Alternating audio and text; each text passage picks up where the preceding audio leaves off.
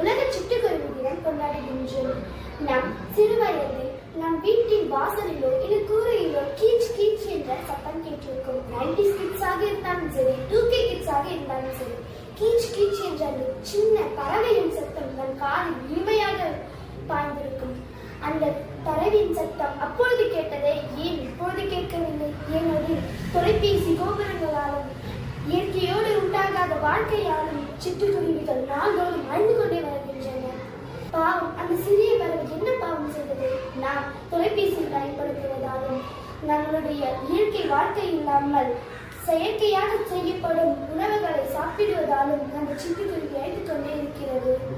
நாம் அதை மீண்டும் நம் வீட்டுக்கு எப்படி வர வைக்கலாம்? அதை நாம் எப்படி காப்பாற்றலாம்? வீட்டில் ஒரு கூட்டை கட்டலாம், மரங்களை வளர்க்கலாம் மற்றும் சிட்டுக்குருவிக்கு தானியங்கள் மற்றும் நிறைய சிட்டுக்குருவிகள் சாப்பிடும் பழங்களை வைக்கலாம். நாமும் பழங்களையும் காய்கறிகளையும் உண்டு சிட்டுக்குருவிகளை வர வைக்கும் எண்ணத்தை உயர்த்தலாம்.